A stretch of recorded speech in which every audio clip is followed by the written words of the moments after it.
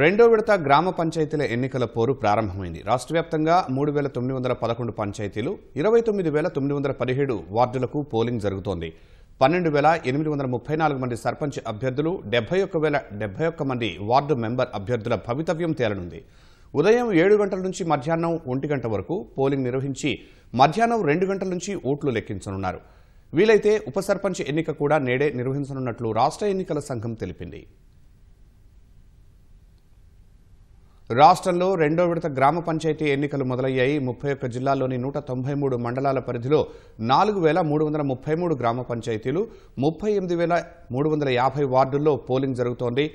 5 పంచాయతీలు, 108 వార్డుల్లో నామినేషన్లు దాఖలు కాలేదు.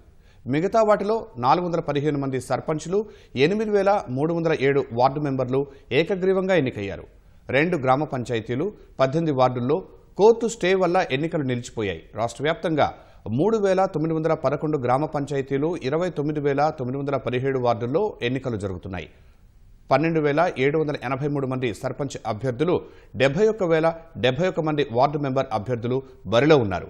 గ్రామ పంచాయతీల్లో సర్పంచ్ పదవులకు నామినేషన్లు దాఖలు కాని 5 గ్రామాల్లో 2 నల్గొండ జిల్లాలో, భద్రాద్రి కొత్తగూడెం జిల్లా, మంచిర్యాల జిల్లా, వరంగల్ జిల్లాలో 1 చొప్పున ఉన్నట్లు అధికారులు తెలిపారు.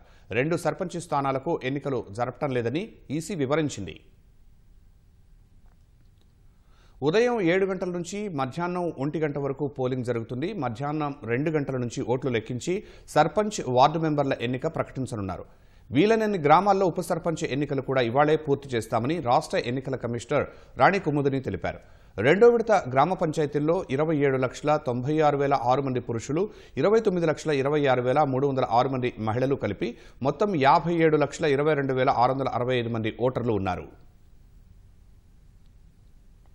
మొత్తం 4,593 మంది రిటర్నింగ్ అధికారులు, 30,661 మంది పోలింగ్ సిబ్బంది, 2,489 మంది మైక్రో అబ్జర్వర్లు రంగంలోకి దిగారు.